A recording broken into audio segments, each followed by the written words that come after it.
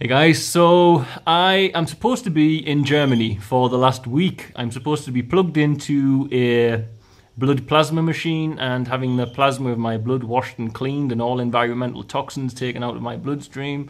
And I'm supposed to be getting hit up with insulin potentiation therapy, which is a way to use minimal antibiotics to kill the bugs in my bloodstream and everywhere else, my spinal fluid and everywhere else that they're living. So I never, and the reason being I crashed.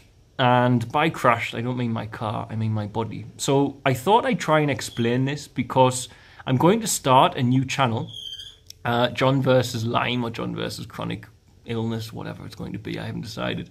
But Fritzi said she'll help me to do this, and it'll be very rough. It'll just be me talking every day on my healing journey, nearly every day, as much as I can manage.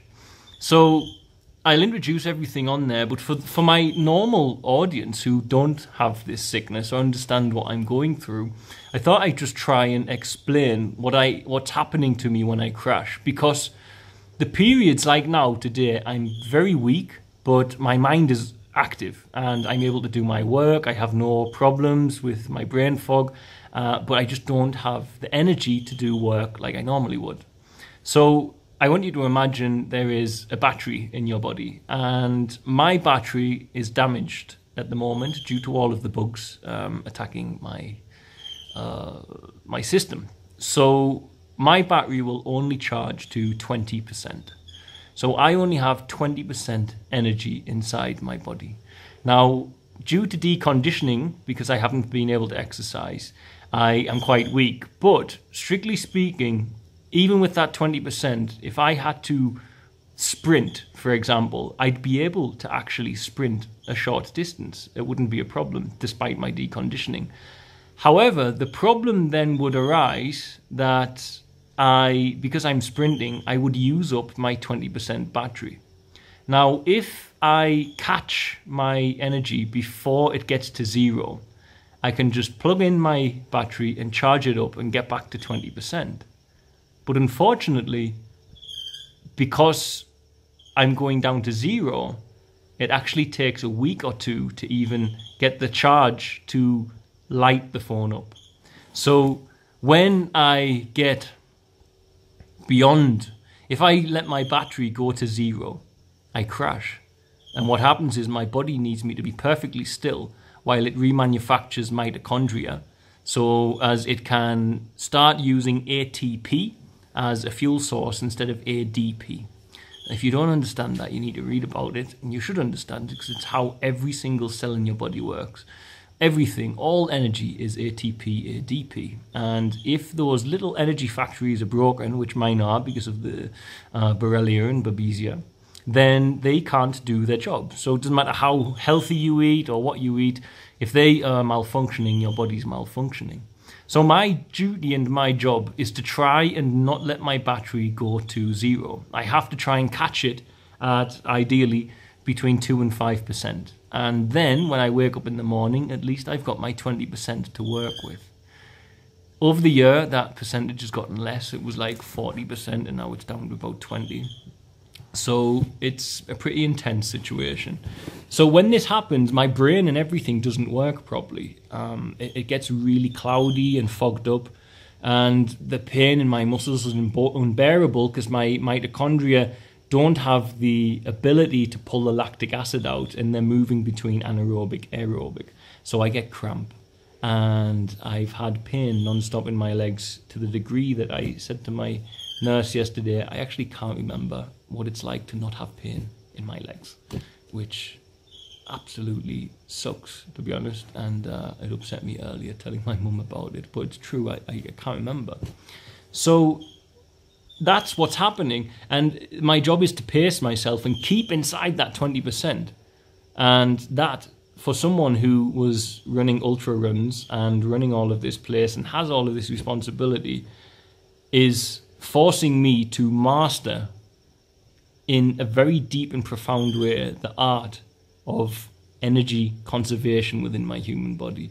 And as you all know, I'm spending a lot of time in bed because I haven't mastered it. I haven't learned to stop because there's some warning signs, but not always. So I might feel great. Like the week before I got sick, I felt so good, and I told Fritzi, I think I might be getting better.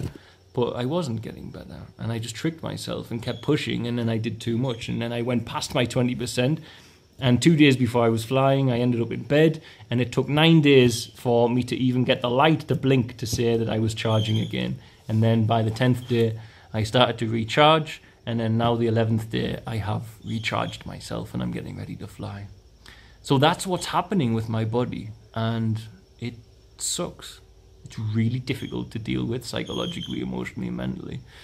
But I know I'll beat this, and I know that despite the hardships that I am facing with all of this, of which there are many, psychologically, when you're about to go, your wife and son flies ahead of you, and you're leaving 3 days later, and then you get sick and you can't physically fly to see them. The battles I'm having psychologically, mentally, and emotionally are no one's business every single day. It's constant conflict. But it's making me stronger, and I can see that I'm stronger than I was at the beginning of the year. My attachments to certain things, my belief in certain things as well.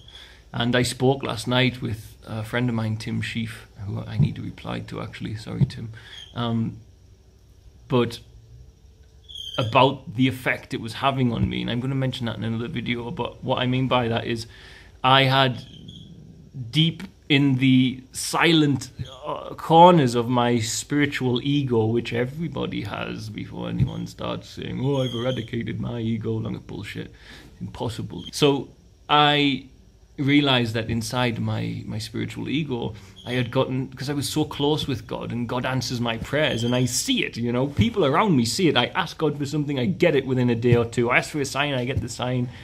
And I was like, okay, I'm working for the big guy. The big boss is who I'm working for. And I started to think I was a little bit invincible.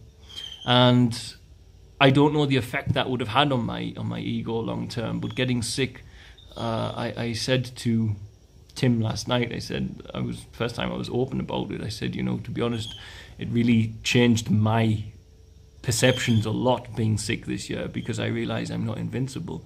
And for all I am very close to God, I realize that God can't always protect you. He just can't. He just cannot. It's not the rules of the game. It's not the nature of the reality that we live within. So it's affected me a lot, and it's been a tricky year for me. But I want all you guys to try and understand this journey. And I don't want to fill this channel up. I don't know what to do. I don't know whether to fill this channel up with my healing journey or to do the separate channel. And I'll still mention what's going on because it's part of my life, and this channel's followed every part of my life for the last few years to raise money for these children. But now that I'm sick, I don't know. Do I move it to another channel, or do I just keep it on this channel? I don't know. It's just there's no line between the charity and myself in this channel at the moment, and I'd like to change that, I think is what I'm saying. And just rabbiting on about my health while I'm trying to raise money and awareness for these children seems like a bad way to use the platform, which is their tool for their voice. But at the same time, I have a voice for myself, and I'd like that to be heard because I think it might be a benefit to people. So that's where I'm at. That's what crashing is, and you just have to hope, if you want to see more of me, that I can stop my battery from going down to 0%, because then it takes me a week or two to get it to start up again. I hope that is a good analogy. Anyway, so treatment soon. I'm having ferrosis, blood plasma, cleansing and washing environmental toxins. By the end of my 5th session, I will be nearly 100% clean of heavy metals. Ooh, can you believe that? So that's how powerful these blood cleansing things are. So I'm looking forward to it, to see how I feel. I'm sure I'm going to feel like shit amongst it, but I'm also sure I'll feel some improvements. So anyway, wish me luck. I'll thinking about trying to vlog the journey, because it's going to be interesting, because I'm weak, and I've even, which is hard for me with my male pride perhaps, that I've had to arrange for someone to pick me up from one gate to take me to the other at Amsterdam airport. It's quite a big airport, like in one of those electric golf buggy things, which I feel a bit everything, even that small thing, is a psychological battle for me.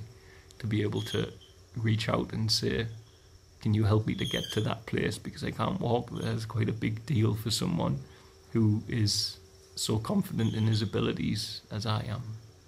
So, and that's the side of things I also want to document. All these little small things you're not seeing, which are really difficult, shall we say. So, right, okay. I love you all, and I'll hopefully see you soon.